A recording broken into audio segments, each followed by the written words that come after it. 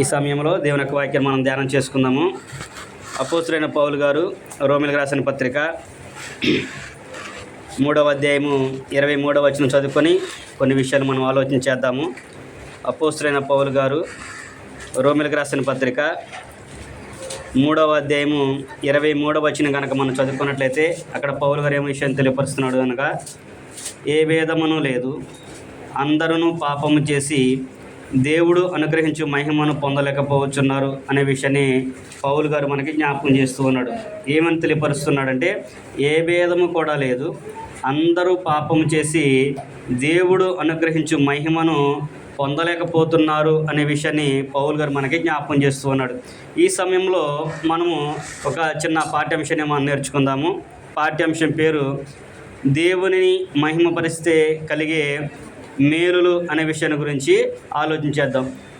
దేవుణ్ణి మహిమపరిస్తే కలిగే మేలుల గురించి కనుక మనం ఆలోచిస్తున్నట్లయితే, మహిమ అనగా గ్లోరీ, ఇంగ్లీష్లో ఏమంటారంటే గ్లోరీ అనగా బైబిల్ యొక్క నిర్వచనం తెలియపరుస్తుంటే కీర్తి, గౌరవము. అంటే దేవుణ్ణి కీర్తించడము, గౌరవపరచడము. దేవునికి మన ద్వారా కీర్తి కలగాలి, దేవునికి మన ద్వారా మహిమ కలగాలి అనే విషయాన్ని ఇక్కడ పౌలు గారు మనకి తెలియపరచడం అనేది చూస్తూ ఉన్నాం. కనుక దేవునిని కనుక మనం మహిమపరిస్తే కలిగే మేలులు ఏంటో అనే విషయాన్ని మనము ఆలోచించేద్దాం. అయితే దేవుని మనం మహిమపరిచే విషయంలో మనుషులందరూ కూడా విఫలమయ్యారనే విషయాన్ని గ్రంథం అయితే తెలియపరుస్తుంది. దేవుణ్ణి మహిమపరిచే విషయంలో మానవులైన ప్రతి ఒక్కరు కూడా విఫలమయ్యారు. అందుకనే పౌలు గారు ఈ విషయాన్ని జ్ఞాపకం చేశాడు. ఏమని? రోమపత్రిక 3:23 అన్నాడు, ఏ భేదమును లేదు, అందరూ కూడా పాపం చేసి దేవుడు అనుగ్రహించు మహిమను పొందలేకపోతున్నారు.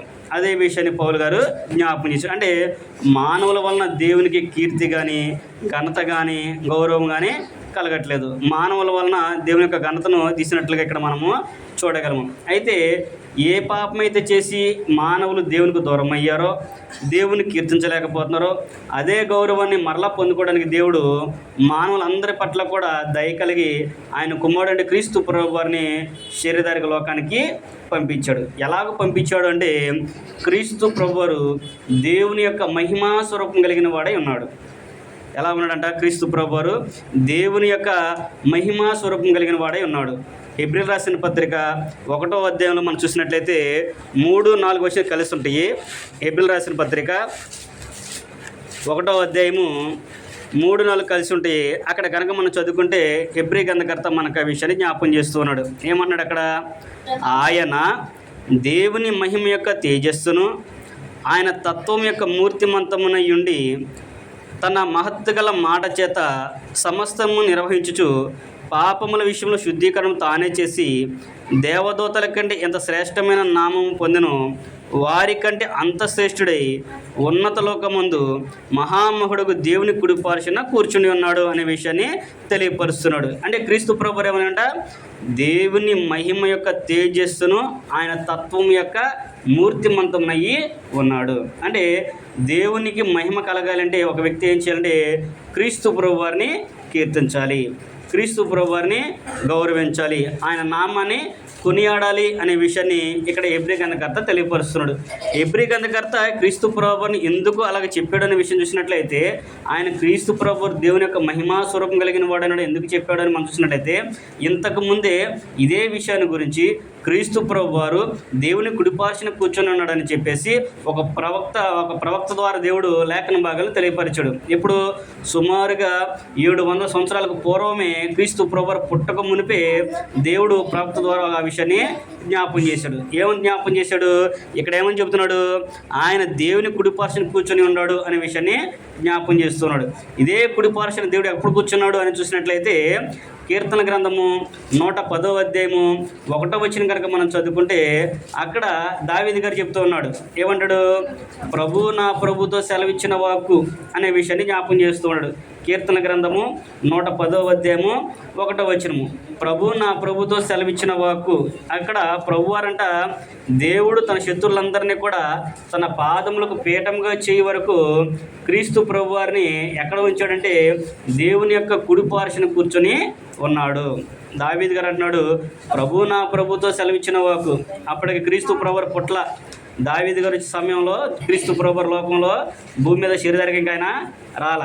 కానీ దావీదు గారు ఆత్మస్వరూపి అయ్యుండి ఆత్మ ద్వారా ఏమైనా మాట్లాడుతుంటే, ప్రభు నా ప్రభుతో ఇలా సెలవిచ్చాడు. ఏమంటున్నాడంటే, నీవు నీ శత్రువులందరినీ కూడా నీకు పాదపీఠములుగా చేసేంత వరకు కూడా నీవు నా కుడిపార్శ్వన కూర్చొని ఆసీనుడివై ఉండమని చెప్పేసి దేవుడు తెలియపరిచిన పదాన్ని అక్కడ దావీదు గారు కూడా మనకి జ్ఞాపం చేశాడు. ఇప్పుడు క్రీస్తు ప్రభువుని మహిమపరచాలి అంటే, మనం క్రీస్తు ప్రభువుని గౌరవించాలి అంటే, మనమందరం కూడా దేవుని మహిమపరచాలి అంటే క్రీస్తు ప్రభువుని అంగీకరించాలనే విషయాన్ని దావీదుగా తెలియపరిచినట్లుగా మనం చూస్తూ ఉన్నాము. ఇప్పుడు క్రీస్తు ప్రభువుని కానీ దేవుని కానీ మహిమపరచాలంటే ఒక వ్యక్తి ఏం చేయాలి అంటే, మొట్టమొదటిగా ఒక వ్యక్తి ఏంటంటే సువార్తను నమ్మాలి, సువార్తను వినాలి అనే విషయాన్ని దేవుని యొక్క వాక్యం మీద మనకి జ్ఞాపం చేస్తుంది. అయితే ఇక్కడ ఒక చిక్కు ఉంది. దేవుని యొక్క సువార్త విషయంలో వినాలనే విషయాన్ని చెప్పినప్పుడు, దేవుని గురించి ఆయన కుమ్మడని క్రీస్తు ప్రభువు గురించి చెప్పినప్పుడు చాలామంది దేవుని యొక్క వాక్యాన్ని అంగీకరించరు. అది మనం చెప్పేది కాదు, బైబిలే చెబుతుంది. కొరింథీయులకు రాసిన 2వ పత్రిక 4వ అధ్యాయము 4వ వచనం కనుక మనం చదువుకుంటే, పౌలు గారు కొరింథీయులో ఉన్నటువంటి విశ్వాసులతో ఆయన మాట్లాడిన సందర్భాన్ని మనం చూద్దాం. కొరింథీయులకు రాసిన 2వ పత్రిక 4వ అధ్యాయము 4వ వచనం కనుక మనం చదువుకున్నట్లయితే, దేవుని స్వరూపి అయి ఉన్న క్రీస్తు మహిమను కనపరుచు సువార్త ప్రకాశము వారికి ప్రకాశింపకుడు నిమిత్తము ఈ యుగ సంబంధమైన దేవత అవిశ్వాసులైన వారి మనోనేత్రములకు గుడ్డితనము కలుగజేసెను. ఏం చేస్తున్నాడంట? అవిశ్వాసులైన వారి మనోనేత్రాలకి గుడ్డితనము కలుగజేస్తున్నాడు. ఎవరు? ఈ యుగ సంబంధమైన దేవత. ఈ యుగ సంబంధమైన దేవత అంటే మనం చదువుకున్నట్లే ఈ యుగ సంబంధమైన దేవత ఎవరంటే అపవాది. సాతానికి అది గ్రంథము వర్తింపజేసింది. ఎందుకంటే ఈ లోక అధికారి అపవాది అనే విషయాన్ని బైబిల్ చాలా స్పష్టంగా మనకి జ్ఞాపం చేస్తూ ఉంది. ఎలా చెప్పగలం మనం అంటే, దేవుని యొక్క వాక్యం మనకు తెలియపరుస్తుంది. క్రీస్తు ప్రభువు బాప్తిస్మం తీసుకున్న తర్వాత 40 రోజులు ఉపవాసం ఉండి ఆయన దేవుని రాజ్య సువార్త ప్రకటించడానికి బయలుదేరే సందర్భంలో అది క్రీస్తు ప్రభువు ఆకలి కొని ఉన్నప్పుడు అపవాది క్రీస్తు ప్రభువుని శోధించే సందర్భం మనం జ్ఞాపం చేసుకుంటే మత్తయి సువార్త 4వ అధ్యాయం మనం చూస్తూ ఉంటాము. ఏమన్నాడు అక్కడ అపవాది? నువ్వు దేవుని కుమారుడు కదా, నీకు ఆకలి వస్తుంది కదా, నువ్వు రాళ్ళ రొట్టెలో ఉన్నట్టుగా ఆజ్ఞాపించు, నువ్వు ఆకలి తీర్చుకో అని చెప్పి అన్నాడు. కానీ మనుషుడు రొట్టె వల్ల మాత్రం కాదు కానీ దేవుని వచ్చే మాట వల్ల జీవించను అని చెప్పేసి ప్రభు వారు సమాధానం ఇచ్చాడు. ఇంకొక మాట చెప్పాడు. తర్వాత ఏమన్నాడు? నువ్వు దేవుని కుమారుడు అయితే కిందకు దూకు, దేవుని తన దూతలను పంపిస్తాడు, నీకు దెబ్బ తగలకుండా కాపాడుతాడు అని చెప్పి అన్నాడు. అప్పుడు కూడా ప్రభు వారు వాక్యంతోనే సమాధానం చెప్పాడు. ఏమన్నాడు? నీ దేవుని నువ్వు శోధింపవలదు అనే విషయాన్ని చెప్పాడు. ఇప్పుడు 3వ సందర్భాన్ని జ్ఞాపం చేస్తున్నాడు. ఏమన్నాడు ఆయన? నీవు గనక నాకు సాగిలపడి మొక్కినట్లయితే లోకమున్న మహిమంతా కూడా చూపించాడంట అపవాది. మిగులు ఎత్తైన ఒక కొండ మీద తీసుకెళ్ళి లోకంలో మహిమ అంతా చూపించాడు. అంటే లోకం ఇలా ఉంటుంది, ఇలాగుంది, దీని మీద నాకు అధికారం దేవుడు ఇచ్చాడు, నీ తండ్రి నాకు ఇచ్చాడు, కాబట్టి నువ్వు కనుక నాకు మొక్కితే ఈ అధికారాన్ని నీకు ఇస్తాను అనే విషయాన్ని అపవాది ప్రభువుతో మాట్లాడిన సందర్భాన్ని మనము జ్ఞాపం చేసుకోవచ్చు. అందుకని ఈ యుగ సంబంధమైన దేవత ఎవరంటే అపవాది అనే విషయాన్ని పౌలు గారు కూడా జ్ఞాపం చేస్తూ అదే విషయాన్ని ఇక్కడ జ్ఞాపం చేస్తూ ఉన్నాడు. అది ఆ యుగ సంబంధమైన దేవత అవిశ్వాసులైన మనోన్నతాలకి గుడ్డితనం కలుగజేస్తుంది. గుడ్డితనం ఏంటంటే మామూలుగా మనం భౌతికం ఏమనుకుంటాం, చూడలేకపోవటము అని అనుకుంటాం. అయితే ఇక్కడ బైబిల్ నిర్వచనాన్ని కనుక మనం చూసినట్లయితే దేవుని యొక్క వాక్యాన్ని అంగీకరించకపోవటం, దేవుని యొక్క వాక్యం చెప్పబడినప్పుడు విన్నా కానీ దాన్ని నిర్లక్ష్య పెట్టడం. ఇక్కడ పౌలు గారు కూడా ఏమంటున్నారంటే దేవుని స్వరూపి అయిన క్రీస్తు మహిమను కనబరచు సువార్త ప్రకాశము. అంటే ఒక వ్యక్తి మారు మనసు పొందాలంటే వాని హృదయంలో ఏమి ఉండాలంట? సువార్త ప్రకాశింపాలి. దేవుని యొక్క వాక్యం వారి హృదయంలో వెలగాలి. అందుకనే కొలసీ పత్రికలో పౌలు గారు అంటాడు, మీరు లోకంలో జ్యోతుల వలె కనపడుతున్నారు అని అంటాడు. యోహాను సువార్తలో కూడా దేవుని వెలుగు లోకంలోనికి బయలు వచ్చింది, మీరు ఆ వెలుగుని గమనించలేకపోతున్నారు అని అంటాడు. చీకట్లో ఉన్నారు కానీ మీరు ఆ వెలుగుని గ్రహించలేకపోతున్నారు అనే విషయాన్ని యోహాను సువార్తలో కూడా యేసుక్రీస్తు ప్రభువు స్వయంగా తెలియపరిచాడు. కనుక సువార్త ప్రకాశం అనేది మన హృదయంలో ఫలించాలి. మన హృదయంలో ఫలించాలి అంటే ఏం చేయాలి? మనం క్రీస్తుని గురించిన మాటల్ని వినాలి. క్రీస్తుని గురించి మనం విన్నప్పుడు ఆయన ఎందుకు వచ్చాడు, ఏం చేశాడు, చేసిన దానివల్ల మనకు లాభం ఏంటి, మనం నమ్మితే ప్రయోజనం ఏంటి, నమ్మకపోతే నష్టం ఏంటి అనే విషయాన్ని ఒక వ్యక్తి గ్రహిస్తాడు. అదే విషయాన్ని పౌలు గారు అంటాడు. రోమపత్రిక 10:17 మనం వింటాము. ఏమని అంటాడు? కాగా వినుట వలన విశ్వాసం కలుగును, వినుట క్రీస్తుని గురించిన మాటల వలన కలుగును అనే విషయాన్ని పౌలు గారు జ్ఞాపకం చేస్తూ ఉంటాడు. అంటే క్రీస్తు యొక్క సువార్తను ఒక వ్యక్తి విన్నప్పుడు, క్రీస్తుని గురించి తెలుసుకున్నప్పుడు వారి యొక్క మనోన్నత కలిగి గుడ్డితనాన్ని తీసివేసుకోవాలి. కానీ వాస్తవం అయితే అలా చెబుతుంటే, కానీ లోకంలో జనులు ఏం చేస్తున్నారంటే ఈ యొక్క సంబంధమైన దేవత అంటే ఈ యొక్క లోకంలో అపవాదం ఏం చేస్తున్నారంటే మన మనుషులందరినీ కూడా ఒక పద్ధతిలోనికి నడిపించేస్తూ ఉన్నాడు. అక్కడికి వెళ్తే మీకు ఏం జరిగిద్ది, ఇక్కడ నీకే వచ్చింది, నీకు ఇక్కడికి వస్తే లాభము, ఆడికి వెళ్తే నీకు మేలు జరిగిద్ది, అక్కడికి వస్తే నీకు అది జరిగిద్ది అని చెప్తున్నాడు తప్ప నువ్వు క్రీస్తుని నమ్ముకో, నువ్వు క్రీస్తుని నమ్ముకుంటే నీకు నిత్యజీవం ఉంది, ఆయన చెప్పిన మాటల్లోనే నిత్యజీవం ఉంది, ఆ వాక్యమే పరలోకి నిన్ను చేర్చేది అనే విషయాన్ని గమనించనివ్వదు. దేవుని వాక్యం అలాగే చెప్పిద్దలయ్యా, లేకపోతే ఏమైంది మనం మంచి పనేగా చేసేది అని అంటూ ఉంటాం. వాక్యం లేకపోతే మనం చేసేది మంచి పనేగా, దేవునికి కేక్ కట్ చేయడం మంచి పనేగా, పుట్టినరోజు చేయడం మంచిదేగా అంటారు. పుట్టినరోజు గురించి చెప్పాడా? లేదు, కానీ అది మంచిదేగా అంటారు. అంటే లోకంలో మనుషుల యొక్క పద్ధతులను కల్పించుకొని మనం మంచిదే చేస్తామని ఆలోచన చేస్తారు తప్ప దేవుని యొక్క వాక్యము అలాగే చెప్పిందా లేదా అనేది ఆలోచించేది. అందుకని ఇక్కడ పౌలు గారు అంటాడు, అవిశ్వాసులైన వారి మనోనేత్రాలకి గ్రుడ్డితనము కలుగజేస్తున్నాడు. కనుక మనము ఆ గ్రుడ్డితనాన్ని విడిచిపెట్టాలి అంటే సువార్తను ఒక వ్యక్తి విశ్వసించాలి. ఆ సువార్తకు లోబడినప్పుడు మనము దేవుని మహిమపరుస్తాము, అప్పుడు దేవుడు కూడా మనల్ని మహిమపరచడానికి అవకాశం అనేది ఉంటుంది అనే విషయాన్ని ఇక్కడ పౌలు గారు కూడా మనకి జ్ఞాపకం చేస్తూ ఉన్నాడు. ఇప్పుడు దేవుని మహింపకరిస్తే కలిగే లాభాలు ఏంటి? ఇప్పుడు దేవుని యొక్క మాటను విని ఉన్నది ఉన్నట్టుగా చేస్తే మనకు కలిగే ప్రయోజనం ఏంటి అనే దాని గురించి మనం ఆలోచన చేసినప్పుడు ఆదికాండము 22వ అధ్యాయము 10వ వచనం నుంచి కనుక మనం చదువుకున్నట్లయితే ఇక్కడ ఒక వ్యక్తి కనిపిస్తూ ఉంటాడు. ఎవరంటే అబ్రహాం గారి గురించి ఇక్కడ జ్ఞాపకం చేస్తూ ఉంటాడు. ఆదికాండము 22వ అధ్యాయము అక్కడ అబ్రహాం గారి గురించి ఎందుకు తెలియపరుస్తున్నాడు అనేది మనం చూసినట్లయితే దేవుడు అబ్రహాం గారికి వాగ్దానం చేస్తాడు. నిరీక్షణకు ఆధారం లేనప్పుడే అబ్రహాం గారు దేవుణ్ణి నమ్మాడు. అప్పుడు ఎందుకు నమ్మాడు? ఆయన ఊరకనే నమ్మాడా? ఊరకనే నమ్మాడంటే ఇప్పుడు అబ్రహాం గారు ఎవరే అంటే విశ్వాసులకు తండ్రి అంటారు. ఇప్పుడు ప్రపంచ దేశాల్లో ముఖ్యమైన మూడు మతాలకి అబ్రహాం గారు మూల పురుషుడు. అటు ముస్లిమ్స్కి కానివ్వండి, ఇటు క్రైస్తవులకు కానివ్వండి, అటు యూదులకైనా సరే మూల పురుషుడు ఎవరయ్యా అంటే అబ్రహాం గారు. ఇది ప్రపంచంలో ప్రతి ఒక్కరికి తెలిసిన విషయమే. అలాంటి ఆయన్ని అంత గొప్పగా చేశాడు దేవుడు అంటే ఊరకనే చేశాడు ఆయన అంత గొప్పవాడిగా ఎందుకు చేశాడంటే ఆయన విశ్వాసుకు తండ్రి అని ఎందుకు చెప్పాడు అంటే ఆయన దేవుని పట్ల సందేహం లేని విశ్వాసం కలిగి ఉన్నాడు. సందేహంలోని విశ్వాసాన్ని కలిగి ఉన్నాడు. 22వ అధ్యాయము ఆదికాండం అనగానే మనకేం గుర్తు రావాలంటే మోరియా కొండ మనకు గుర్తు రావాలి. అక్కడ ఏం జరిగింది? దేవుడు అబ్రహాం గారిని శోధించాడు. అక్కడికి ఇచ్చిన వాగ్దానం చేశాడు, నీకు కుమారుని ఇస్తాను, నీ సంతానం ఇస్తాను, నేను చేస్తాను అని చెప్పన్నాడు. అంత వాగ్దానం చేసిన దేవుడు మరలా 22వ అధ్యాయం రాగానే తనకు ఒక్కడైన కుమారుడైన ఇస్సాకుని నాకు బలిమ్మని అంటాడు. బలిమ్మన్నప్పుడు అబ్రహాం గారు ఏ మాటలు మాట్లాడుకోకుండా తన సేవకుల్ని తన పనివారిని తీసుకొని ఇస్సాకుని తీసుకొని బలివ్వటానికి మోరియా కొండకి వెళ్తాడు. వెళ్ళినప్పుడు ఆయన సందేహింపక అనే పదాన్ని జ్ఞాపకం చేస్తూ ఉంటాడు. అక్కడ ఆదికాండము 22వ అధ్యాయము 10వ వచనం నుంచి మనం చదువుకుంటే ఆ విషయాలన్నీ కూడా మనకు అక్కడ తెలుస్తూ ఉంటాయి. అంటే ఇప్పుడు అక్కడ అబ్రహాం గారి గురించి సందేహం లేని విశ్వాసం కలిగి ఉన్నాడని చెప్పిన ఆయన ఇక్కడ క్రొత్త నిబంధనలకు వచ్చేసరికి పౌలు గారు మనకి ఇంకో విషయాన్ని జ్ఞాపకం చేస్తూ ఉంటాడు. మీరు అబ్రహాం పురుషుడు మా తండ్రి అన్నారు కదా, అబ్రహాం ఇచ్చిన దేవుడు మాకు ఇస్తాడని చెప్పి అన్నారు కదా, అబ్రహాం గారు విశ్వాసం మీకుందా? అబ్రహాం కలిగిన నమ్మకం మీరు కలిగి ఉన్నారా అనే విషయాన్ని క్రొత్త నిబంధనలో పౌలు గారు మనకి జ్ఞాపకం చేస్తూ ఉంటాడు. రోమిలకు రాసిన పత్రికలో మనం చదువుకున్నట్లయితే ఆ విషయాన్ని రోమపత్రికలో పౌలు గారు మనకి జ్ఞాపకం చేస్తూ ఉన్నాడు. అబ్రహాం గారు అంట విశ్వాసమందు బలహీనుడు కాలేదంట.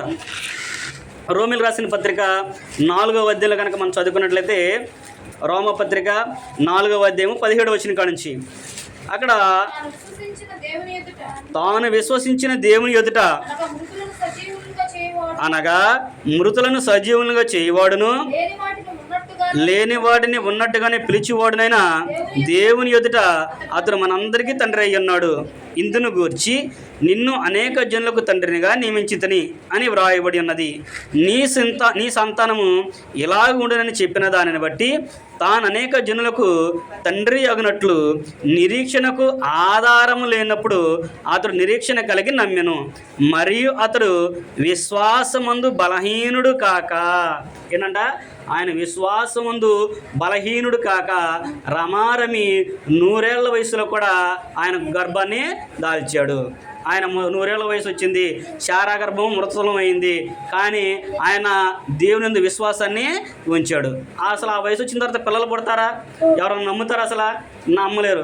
కానీ అబ్రహాం గారు ఆయన విశ్వాసం కలిగి ఉన్నాడు.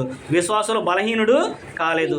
ఎందుకు కాలేదు అంటే 17వ వచనంలో చెప్పాడు కదా, లేనివి ఉన్నట్టుగాను ఉన్నవి లేనట్టుగా చేయవాడు దేవుడు, మృతులను సహితము లేపగలిగిన వాడు నా దేవుడు అని అబ్రహాం గారు దేవుని నమ్మాడు కనుకనే ఆయన కుమారుడిని బలివ్వడానికి వెళ్ళాడు. ఆ కుమారుని కూడా దేవుడు తీసుకోలేదు. కానీ దేవుడు ఉపమాన రీతిగా, నేను నీ కుమారుని, నువ్వు నా కుమారుని బలిచ్చావు కాబట్టి నీవు విశ్వాసం గొప్పవాడు అని నేను తెలుసుకున్నాను, నువ్వు నీతిమంతుడు నేను గ్రహించాను, కాబట్టి నీ సంత నేను హెచ్చింపజేస్తానని చెప్పేసి దేవుడు అబ్రహాం గారికి వాగ్దానం చేసి, ఈ రోజున ఇన్ని సంవత్సరాలైనప్పటికి కూడా, సుమారుగా 5000 సంవత్సరాలైనప్పటికి కూడా, గ్రంథం వచ్చినప్పటి నుంచి కూడా అబ్రహాం యొక్క పేరుని ప్రతి గ్రామంలో, ప్రతి పట్టణంలో, ప్రతి వ్యక్తి కూడా తెలియపరుస్తున్నాడు. అంతగా దేవుడు ఆయన్ని హెచ్చించాడు. దేన్ని బట్టి? అబ్రహాం యొక్క విశ్వాసాన్ని బట్టి. ఆయన విశ్వాసంలో బలహీనుడు కాలేదు. మరి ఈ రోజున మరి మన విశ్వాసం అలాగుందా? మన నమ్మకం దేవుని పట్ల అలాగుందా అనేది మనల్ని మనమే ప్రశ్న వేసుకోవాలి. దేవుని యొక్క వాగ్దానం అంటాము, దేవుడు నా కుటుంబాన్ని దీవించాలని కోరుకుంటాము, కానీ మన కుటుంబంలో ఏదైనా శ్రమ వచ్చినా, శోధన వచ్చినా, ఇబ్బంది వచ్చినా, మన కుటుంబంలో ఏదైనా అలజడి జరిగినా కానీ ఏం ఆలోచన చేస్తాము? ఈ దేవుడు ఏంటి మాకు ఎలాంటి పరిస్థితిని ఇచ్చాడండి, మేము దేవుని నమ్మాం కదా, మేము అవి చేస్తున్నాము, ప్రార్థనకి వెళ్తున్నాను, నేను అన్నీ చేస్తున్నాను, కానీ దేవుడు ఏంటి మమ్మల్ని ఎలాగ పరీక్ష చేస్తున్నాడు అనే విషయాన్ని అంటూ ఉంటాము. అంటే విశ్వాసాన్ని మనం కోల్పోతూ ఉంటాము, కానీ విశ్వాసాలు బలహీనమైపోతూ ఉంటాము. కానీ అబ్రహాం గారు అలా కావలేదంట. ఆయన ఏమనుకున్నాడు? ఒక్కడే కుమారుని ఇమ్మన్నప్పుడు ఎవరైనా ఇస్తారు? అసలు లేక ఇచ్చాడు, 90 సంవత్సరాలకి ఇచ్చాడు. మరలా కుమారుని ఇమ్మన్నప్పుడు ఎవరైనా ఇస్తారు? అసలు మనమైతే కానీ అబ్రహాం గారు అలా కలిగి ఉన్నాడు. అందుకనే దేవుడు ఆయన్ని అంత గొప్పగా ఆశించడం. మరి ఈ రోజున మనము కూడా అబ్రహాము పిల్లలుగా ఉండాలంటే, దేవుని మహింపరిచేవారిగా ఉండాలి అంటే, మనం కూడా అలాంటి విశ్వాసాన్ని కలిగి ఉండాలి. విశ్వాస విషయంలో మనం బలహీనలు కాకుండా ధైర్యం కలిగి దేవుని మీద భారం వేసి దేవుని మీద ఆధారపడి ఉన్నట్లయితే కనుక దేవుడు మన యొక్క ఆలోచనలను కూడా, మనకు కావాల్సిన వాటిని అన్నింటినీ కూడా దేవుడు సమకూర్చి జరిగిస్తాడనే విషయాన్ని ఇక్కడ మనము చూడగలుగుతున్నాము. రెండో వ్యక్తిని కనుక మనం ఆలోచన చేసినట్లయితే, రెండో విషయాన్ని కూడా మనం ఆలోచించినట్లయితే యోసేపు గారి గురించి మనందరికి కూడా తెలుసు. ఆదికాండము 41వ అధ్యాయంలో మనం ఆయన్ని చూస్తూ ఉంటాము. యోసేపు ఎవరు? యాకోబు యొక్క ఆఖరి కుమారుడు ఆయన. ఆయన్ని తన అన్నదమ్ములే ఆయన మీద అసూయపడి ఆయన్ని అమ్మివేసినట్లుగా మనము చూస్తూ ఉంటాము. యోసేపు గారిని అన్నలే ఆయన్ని బానిసగా ఆయన్ని అమ్మేసినట్లుగా మనము చూస్తూ ఉంటాము. ఆయన బానిసగా వెళ్ళినప్పటికి కూడా ఆయన యథార్థతను విడిచిపెట్టలేదు, దేవుని మీద నమ్మకాన్ని విడిచిపెట్టలేదు. ఆయన వివేకము కలిగి, జ్ఞానం కలిగి నడుచుకున్నాడు అనే విషయాన్ని దేవుని యొక్క వాక్యం మనకి చాలా స్పష్టంగా తెలియజేస్తూ ఉంది. మనం చూసినట్లయితే ఆదికాండము 41వ అధ్యాయంలో మనం చూసినట్లయితే, ఆదికాండము 41వ అధ్యాయంలో కనుక మనం చదువుకున్నట్లయితే, ఇక్కడ ఫరో ఏం చేశాడంటే ఒక కలగంటాడు. ఫరో గారు, రాజు అంటే ఫరో ఏం చేశాడంటే ఒక కలగన్నాడు. ఏమని కలగంటాడు ఆయన? ఒక 7 బలిసిన ఆవులు, 7 బాగా దండిగా పుట్టిన వెన్నుల గురించి కలగంటూ ఉంటాడు. ఒక 7 సంవత్సరాలు అక్కడ ఆ కలగన్న తర్వాత ఆ కళ గురించి ఆయన కలత చెందుతూ ఉన్నప్పుడు ఆయన దగ్గరున్న వారు, పలానా చోట చేసే పని ఆయన ఉన్నాడయ్యా, మన దగ్గర బానిసగా ఉంటాడు, మరి ఆయనైతే కళల భావాన్ని బాగా చెబుతాడని చెప్పి అన్నప్పుడు ఆయన్ని పిలిపించినప్పుడు యోసేపు గారు ఆ కళ యొక్క భావాన్ని చెబుతాడు. రాజా, నువ్వు కలగన్నావు కదా, 7 బలిసిన ఎద్దులు వచ్చినాయి కదా, అవి 7 సంవత్సరాలకి సాదృశ్యంగా ఉన్నవి. 7 వెనులు ఉన్నాయి కదా, 7 వెనులు బాగా పంట పండే 7 సంవత్సరాలు. వాటి తర్వాత ఎమ్మటిని 7 బక్క చిక్కిన ఆవులు అనే విషయాన్ని జ్ఞాపకం చేస్తుంటాడు. 7 బక్క చిక్కిని అంటే 7 కరువు సంవత్సరాలు అనే విషయాన్ని తెలియపరుస్తుంట. అంటే బాగా పంట పండే 7 సంవత్సరాలు వస్తాయి, తర్వాత దాని అమ్మటినే బాగా కరువు వచ్చి 7 సంవత్సరాలు వస్తాయి అనే విషయాన్ని ఆయన యోసేపు గారు ఆయన తెలియపరిచినప్పుడు మరి ఏం చేయాలి, దీనికి ప్రత్యామ్నాయం ఏంటి అనేది వారు ఆలోచన చేస్తూ ఉంటారు. అప్పుడు యోసేపు గారు అంటాడు, నీ రాజ్యంలో నీ దగ్గర ఉన్న వారిలో జ్ఞాన వివేకాన్ని కలిగిన వారు ఎవరైతే ఉంటారో వారిని నువ్వు కూర్చుకొని 7 సంవత్సరాలు ఎక్కడైతే పంట పండుతుందో ఆ ప్రతి ఊరిలో ప్రతి పట్టణంలో కూడా ఏం చేయాలంటే 5వ భాగాన్ని నువ్వు తీసుకొని నువ్వు ధాన్యాన్ని దాచిపెట్టాలి అనే విషయాన్ని జ్ఞాపకం చెప్తాడు. చెప్పినప్పుడు ఫరో యొక్క సేవకులందరూ కూడా ఒక సందర్భాన్ని యోసేపు గారి గురించి తెలియపరుస్తుంటాడు. అక్కడ మనం చూసినట్లయితే 41వ అధ్యాయము 37వ వచనం గురించి మనం చదువుకుందాము. ఆ మాట ఫరో దృష్టికిని అతని సమస్త సేవకుల దృష్టికిని యుక్తమై ఉండెను గనక అతడు తన సేవకులను చూచి ఇతని వలె దేవుని ఆత్మగల మనుషుని కనుగొనగలమా అని అనెను. మరియు ఫరో దేవుడు ఇదంతా నీకు తెలియపరిచను గనక నీ వలె వివేక జ్ఞానం గలవారు లేరు అనే విషయాన్ని తెలియపరుస్తున్నాడు. అంటే దేవుని యొక్క ఆత్మజ్ఞానం చేత నువ్వు నింపబడ్డావు, నీకు దేవుడు బయలుపరిచాడు. నీ వంటి జ్ఞానం కలిగిన వాడు ఇంకెవరున్నారు చెప్పు? అంటే 7 సంవత్సరాలు కరువు వచ్చిందని చెప్పన్నావు, ఆ పంటను సమకూర్చాలన్నావు, అది ఎలా దాచాలో ఎలా చేయాలో నీకంటే ఇంకెవరికి తెలుసు గొప్పగా? దేవుని చేత నడిపింపడిన వాడు నువ్వే కాబట్టి నువ్వే ఆ పని చేయమని చెప్పేసి ఫరో యొక్క సేవకులందరూ కూడా ఆయనకి అధికారాన్ని ఇచ్చారు. వాస్తవానికి యోసేపు యొక్క స్థితి ఏంటి? జైల్లో ఖైదీగా వెళ్ళాడు, ఆయన బానిసగా వెళ్ళాడు. కానీ ఫరో అంతటి అధికారాన్ని ఆయనకి దేవుడు ఇచ్చాడు. అంటే ప్రధాని యొక్క హోదా అనమాట, ప్రధానమంత్రి. ఇప్పుడు మన భాష మాట్లాడుకుంటే ప్రధానమంత్రి అంత హోదాని దేవుడు ఆయనకి ఇచ్చాడు. అందుకనే దేవుని యొక్క వాక్యం కూడా మనకేం తెలియపరుస్తుందంటే ప్రతి ఒక్కరికి కూడా జ్ఞానం అనేది అవసరము, వివేకం అనేది అవసరము. వివేక జ్ఞానం కలిగి ఉండాలనేది దేవుని యొక్క వాక్యం మనకి చాలా స్పష్టంగా తెలియపరుస్తుంది. ఈ లోక సంబంధమైన విషయాల్లో మనం జ్ఞానం కలిగి ఉంటాము, ఈ లోక సంబంధం వాటి మీద వివేకం కలిగి మనం బాగానే ప్రవర్తిస్తాము. కానీ దేవుడు ఈ లోకమైన విషయం మీద అడగట్లేదు, కానీ నీవు దేవుని యొక్క వాక్య విషయంలో జ్ఞానం కలిగి ఉండాలనేది తెలియపరుస్తున్నాడు. తిమోతికి రాసిన మొదటి పత్రిక 2వ అధ్యాయము 4వ వచనం కనుక మనం చదువుకున్నట్లయితే అక్కడ పౌలు గారు తిమోతికి రాస్తూ ఒక విషయాన్ని మనకి జ్ఞాపకం చేస్తూ ఉంటాడు. తిమోతికి రాసిన మొదటి పత్రిక 2వ అధ్యాయము 4వ వచనం కనుక మనం చదువుకున్నట్లయితే ఆయన మనుషులందరూ రక్షణ పొంది సత్యమును గూర్చిన అనుభవము జ్ఞానము గలవారై ఉండాలని హెచ్చరించుచున్నాడు. అంటే దేవునికి మనందరి పట్ల కూడా ఒక కోరిక అనేది ఉంది. ఇచ్చ అనగా కోరిక. ఆయన అనే పదాన్ని మనం ఆలోచించినప్పుడు ఆయన అంటే దేవుడు, తండ్రి అయిన దేవుని గురించి అక్కడ తెలియపరుస్తున్నాడు. తండ్రి అయిన దేవునికి మనందరి పట్ల కూడా ఒక కోరిక అనేది ఉంది. ఏం కోరిక అంటే మనుషులందరూ కూడా రక్షణ పొందాలి అంట. రక్షణ పొందిన ప్రతి వ్యక్తి కూడా సత్యమును గూర్చిన అనుభవము జ్ఞానము కలిగి ఉండాలని కోరుకుంటున్నాడు. ఇంతకు సత్యం అంటే ఏంటి? సత్యం అనే దాని గురించి కూడా మనం గ్రహించాలి. సత్యమును గురించిన అనుభవజ్ఞానం కలిగి ఉండాలంటే సత్యము అనగా వాక్యాన్ని గురించిన అనుభవజ్ఞానాన్ని పొంది ఉండాలి. యోహాను సువార్త 17:17 అంటాడు, సత్యమందు వారిని ప్రతిష్ఠ చేయము, నీ వాక్యమే సత్యము. అంటే సత్యం అంటే దేవుని యొక్క వాక్యము.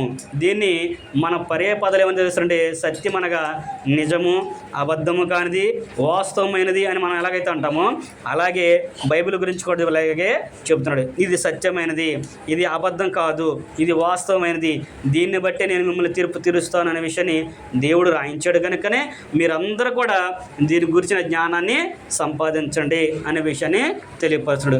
ఎలా సంపాదించగలంటే అదిగో మనం కూడా యోసేపు వలె వివేక జ్ఞానం కలిగి మనము నడుచుకోవాలి.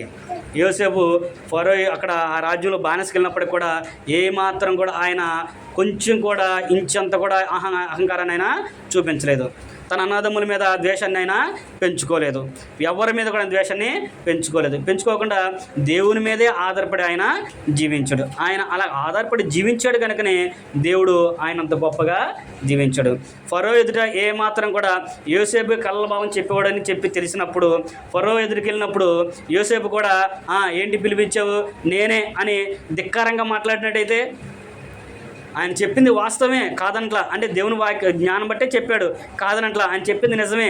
కానీ ఏముండకూడదంట, ధిక్కారం అనేది, అహంకారం అనేది ఉండకూడదు. అందుకని వివేక జ్ఞానం అనేది అవసరము.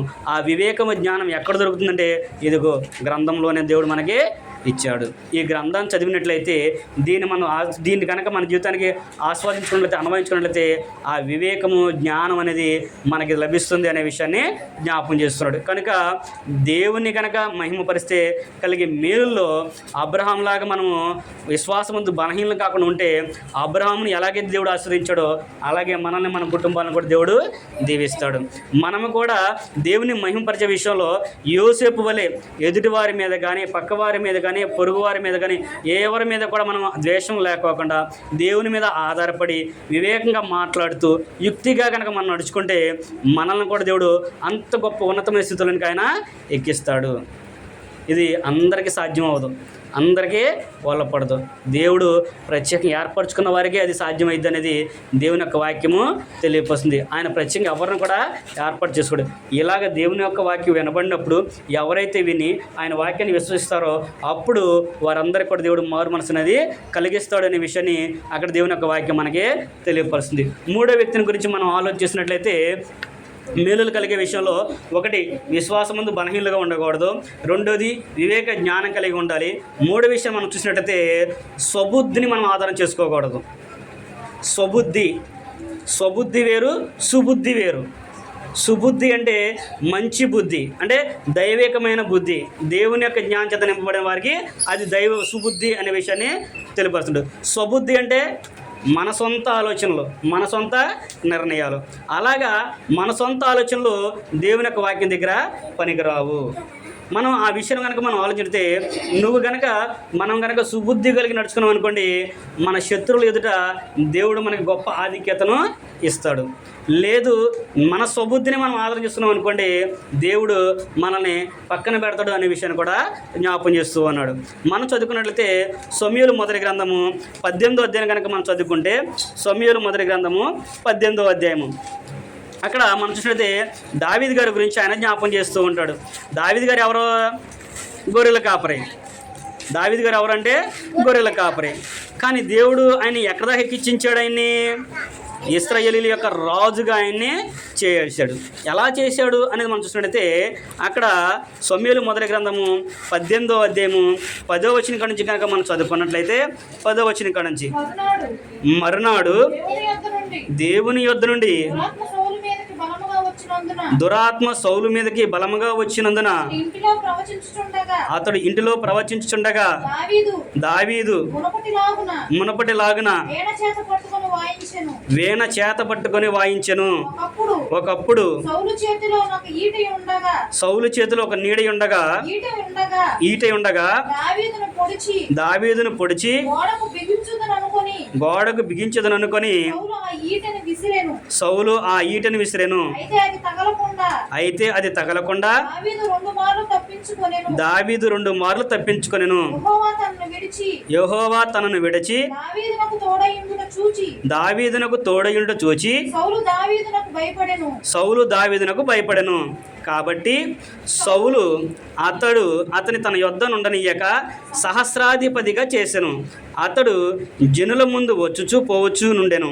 మరియు దావీదు సమస్త విషయములలో సుబుద్ధి కలిగి ప్రవర్తింపగా యెహోవా అతనికి తోడుగా నుండెను.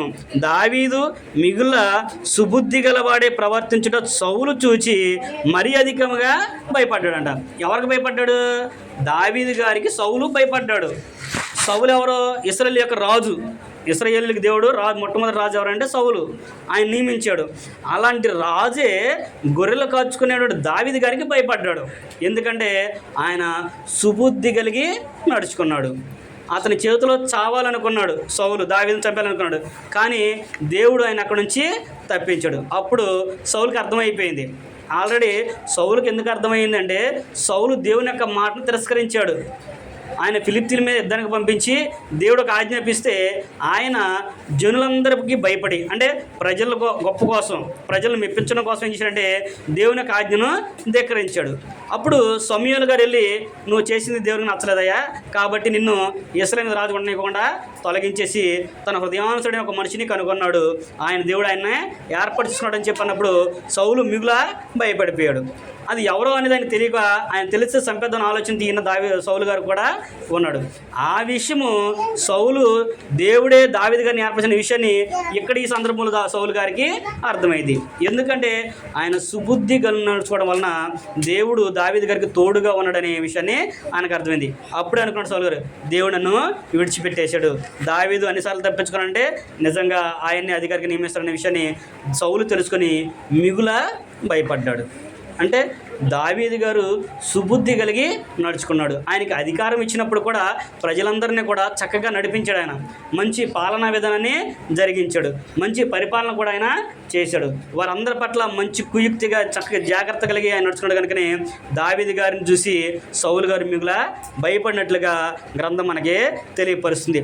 దావీదు గారు సుబుద్ధి కలిగి నడుచుకున్నాడు కనుకనే దేవుడు ఇశ్రాయేలు రాజుగా నియమించిన విషయాన్ని తన కుమారుడి సొలొమోను జ్ఞాపకం చేస్తూ ఉంటాడు.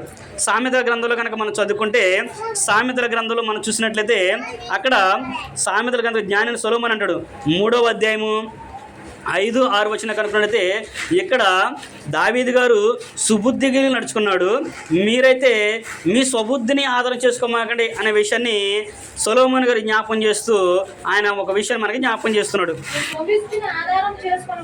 నీ స్వబుద్ధిని ఆధారం చేసుకొనక నీ పూర్ణ హృదయముతో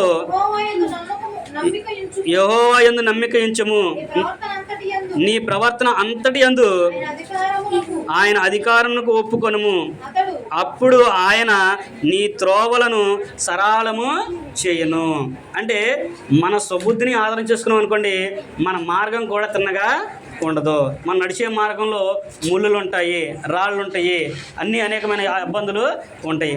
కానీ మనము మన స్వబుద్ధిని కాకుండా సుబుద్ధి కలిగి, దేవా నువ్వే మమ్మల్ని నడిపించని ఎప్పుడైతే దేవుని మీద ఆధారపడతామో, పూర్ణ దాన్ని సేవిస్తామో, ఆయన మహింపరుస్తామో, అప్పుడు దేవుడు కూడా మన మార్గాన్ని సరళం చేస్తాడు అనే విషయాన్ని ఇక్కడ తన కుమారుడు సొలొమోను గారు మనకి జ్ఞాపకం చేస్తూ ఉన్నాడు.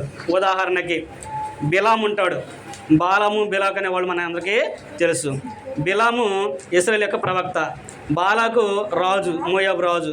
ఆయన ఏం చేశాడు, ఇశ్రాయేలు ప్రజల్ని శ్రపించమని చెప్పేసి బిలాము దగ్గరికి కొంతమంది వ్యక్తుల్ని పంపిస్తాడు. బిలాము ధనం కొరకు, అధికారం కొరకు ఆశపడి, దేవుడు ఈ నైట్ ఉండండి, ఈ రైతులు నుండి దేవుని కనుక్కొని చెబుతానని చెప్పేసి వారిని ఉంచి దేవుని యొక్క మాటను ధిక్కరిస్తాడు. అప్పుడు దేవుడు కూడా అంటాడు, సరే నువ్వు వాళ్ళతో పాటు వెళ్ళు అని చెప్పేసి ఆయన పంపిస్తూ ఉంటాడు.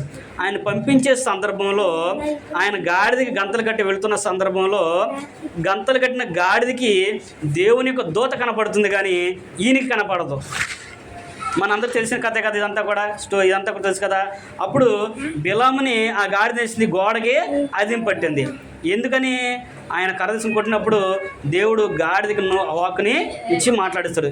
నేను నీ దానేది మొదలుకొని ఇప్పటివరకు ఎప్పుడైనా తప్పు చేశానంటే నా చేతులు కట్టుకుంటే ఈ నేను చంపేసేవాడిని అని చెప్పేసి అన్నప్పుడు, నేను నీ దానిని మొదలుకొని ఎప్పుడైనా చేశానా, కానీ ఎందుకు నువ్వు ఇలా ప్రవర్తిస్తున్నావు అని చెప్పేసి అన్నప్పుడు, అప్పుడు బిలాము నుంచొని ఆలోచన చేసినప్పుడు దేవుని దూత మార్గం నిలబడినట్టు ఆయన చూస్తూ ఉంటాడు. అంటే మన దృష్టికి ఎలా ఉంటుందంటే మన మార్గం చక్కగానే ఉంటుంది, మనం నడిచే మార్గం ఎలా ఉంటుందంటే చక్కగానే ఉంటుంది, కానీ అది ఎలాంటిదో అనేది దేవుని యొక్క వాక్యం బట్టి మనకి తెలుస్తుంది.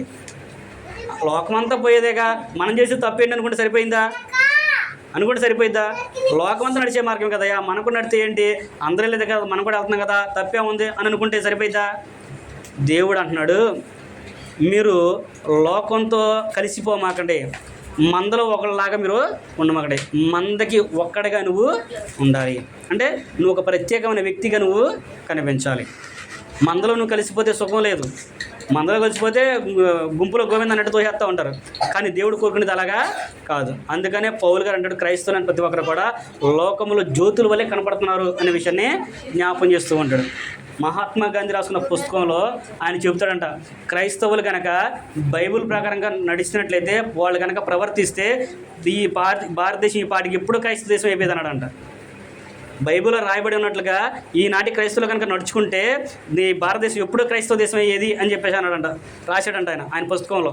మీరు చదువుకుంటే ఆయన చరిత్ర పుస్తకాలు ఉంటాయి కదా, మీరు చదువుకుంటే అవి ఉంటుంది. అంటే ఎవరు తెలిసింది? గాంధీ గారికి తెలిసింది. ఏంటి? బైబిల్లో రాసినట్లుగా జనాలు నడుచుకోవట్లేదు. బైబిల్ అయితే పట్టుకుంటున్నాం, బైబిల్ ఏముంది ఇట్లా పట్టుకున్నాం, వెళ్తున్నాం, తీస్తున్నాం, చదువుకున్నాం, వచ్చేస్తాం, అంతే తప్ప దానిలో ఉన్న దాన్ని బట్టి మనం నడుచుకోవట్లేదు. అందుకనే దేవుని యొక్క వాక్యం తెలుస్తుంటే ఆయన మహింపరిస్తే కలిగే మేలుల గురించి మనం ఈ రోజున ఆలోచన చేస్తున్నాం. అందుకని పౌలు గారు అందరూ పాపం చేసి దేవుడు అనుగ్రహించే మహిమను పొందలేకపోతున్నారు. నీ సబుద్ధిని ఆధారం చేసుకునక దేవుని మీద ఆధారపడితే ఆయన మన మార్గాన్ని సరళము చేస్తాడు.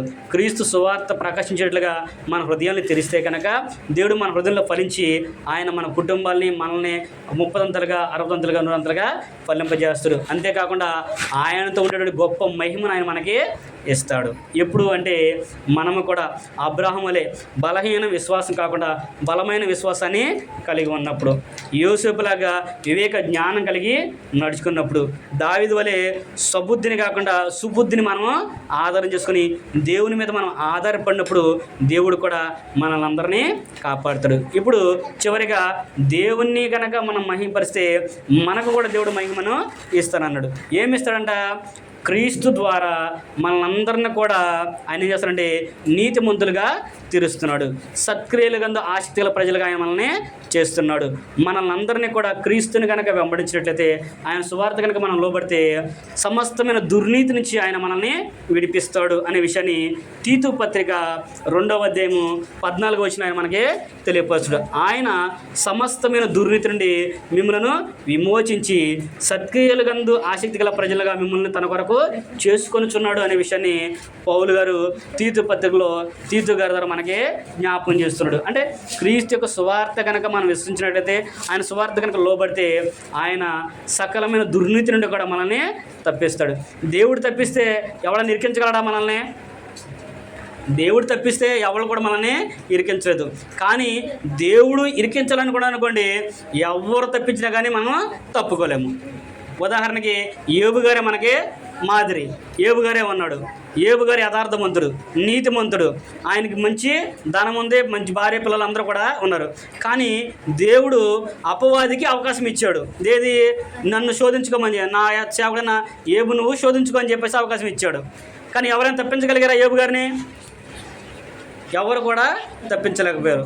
కానీ మరలా దేవుడే పూనుకొని మరలా దేవుడే ఆయన్ని రక్షించినట్లుగా మనము చూడగలము. ఆయన ద్వారా ఈ రోజున అనేక మందికి మాదిరిగల జీవితాలను ఆయన చూపించాడు. ఏబు తన ఆస్తి పోయింది, పిల్లలు చనిపోయారు, భార్య దూషించింది, ఆరోగ్యం కూడా చెడిపోయింది. ఆయనకి వచ్చిన రోగాలను కనుక మనం చదువుకుంటే, ఆయన చరిత్ర కనుక మనం చదువుకుంటే సుమారుగా 332 రోగాలు వచ్చినాయి అంట. గోరులకు వచ్చిన ఒక రోగం, ఈ గోరు ఊడితే మళ్ళీ దాని ఎలా అంటే దానికి మళ్ళీ ఇంకొక సెప్టిక్ అయ్యి ఇంకొక రోగం అనేది వచ్చేది. గోరులు కూడా గీకోవడానికి కూడా ఉండేదంట. ఒక గోరుకే కనీసం 10-15 రోగాలు వస్తాయంట దీంట్లో. మరి మనకైతే తెలియదు. కానీ చరిత్ర ఆయన గురించి రాసిన సాక్ష్యం చూస్తే అంత అద్భుతంగా ఆయన గురించి ఉండే. అలాంటి వ్యక్తిని దేవుడు మరలా స్వస్థపరిచి ఆయన్ని గొప్ప వ్యక్తిగా ఆయన్ని చూపించాడు. ఎందును బట్టి? ఆయన యథార్థతను ఇవ్వడలేదు. ఆయన ఏబు గారు ఒక మాట అంటాడు. ఏబు గ్రంథం మనం చదువుకుంటే 1వ అధ్యాయం 20 నుంచి 23 వచ్చి మనం చదువుకుంటే, నా తల్లి గర్భం నుండి దిగంబరిగా వచ్చాను, దిగంబరిగా వెళ్తాను. దేవుడు ఇచ్చాడు, యెహోవా తీసుకున్నాడు, ఆయన నామానికే స్తుతి కలుగును గాక అని చెప్పేసి ఈ విషయంలో ఏ విషయంలో కూడా ఏబు దేవుడు నాకు అన్యాయం చేశాడని అనలేదు అనే సాక్ష్యాన్ని దేవుడే గ్రంథం ద్వారా రాయించాడు. కానీ ఈ రోజున మనం అనేక సందర్భాలు అంటాం, దేవుడు నాకు ఇంత అన్యాయం చేశాడేంటి, దేవుడిని మమ్మల్ని ఎంత బాధ పెట్టాడేంటి అని మనమే అంటాం. మరి ఏబులాగా మన జీవితాలు ఉండాలి అంటే మరి మనం అనే మాటలకి ఆయన అనే మాటలకి తేడా లేదా? మరి వారు ఆనాడు భక్తులు అలా ఉన్నారు అంటే దేవుడి మీద వారు ఆధారపడ్డారు కనుకనే దేవుడు వారిని అంత గొప్ప అద్భుతంగా వారిని పోషించాడు, అంత గొప్ప ఉన్నతమైన స్థితులను వారిని నిర్మించాడు. ఈనాడు కూడా మనము కూడా దేవుని పట్ల అంత వినయ విధేయతలు కనుక చూపిస్తే, ఆయన సువార్త కనుక మనం లోబడితే, ఆయన మార్గంలో కనుక మనం నడుచుకుంటే, ఆయన సువార్త మన హృదయంలో ఫలించినట్లయితే దేవుడు కూడా మనల్ని అనేకులకు మాదిరికరంగా చూపిస్తాడు, అనేకులకి మనం మాదిరికరంగా చూపిస్తాడు. మనకున్న స్థితిని ఆయన గొప్పగా చేస్తాడనే విషయాన్ని అక్కడ తెలియజేస్తాడు. మనం అడుగు వాటన్నిటికంటేను ఊహించు వాటన్నిటికను అత్యధికంగా శక్తి గల దేవుడు ఆయన అనేది గ్రంథం కూడా మనకి తెలియపరుస్తుంది. కనుక మనము కూడా దేవునికి ఘనత కలిగేటట్లుగా, దేవునికి మహిమ తెచ్చేటట్లుగా మనకు విశ్వాసాన్ని కనపరచాలి అనేది దేవుని యొక్క వాక్యం మనకి తెలియపరుస్తుంది. మనం ఎప్పుడైతే దేవునికి కీర్తి గౌరవము కలిగేట్లుగా మనం ప్రవర్తిస్తామో అప్పుడు దేవుడు కూడా మనల్ని మన కుటుంబాన్ని ఇతరులకు మాదిరికరంగా చూపిస్తాడు. మనం ఎప్పుడు కూడా ఎలా ఉంచుతాడంటే, మీరు తల ఎత్తుకునేవారిగా కానీ తల దించుకునేవారిగా ఉంచడు. తలగానే ఉంచితే కానీ తోకగా చేయను అనే విషయాన్ని చెప్పిన విషయం మన జీవితంలో కూడా నెరవేరుతుంది. కనుక మనము కూడా దేవుని యొక్క వాక్యానికి విధేయులుగా ఉండి దేవుని మహిమపరిచినట్లయితే మనం కూడా దేవునితో పాటు దేవుడు కూడా మనల్ని మహిమపరచిన విషయాన్ని గ్రంథం ద్వారా మీకు తెలియపరుస్తూ నాకు నేను తెలియపరచుకుంటూ ఈ మాటలందరితో ముగిస్తున్నాను. ఓపికతో మీ అందరికీ కూడా ప్రభు నామమున వందనాలు తెలియపరుచుకుంటున్నాను. అందరికి కూడా వందనాలు.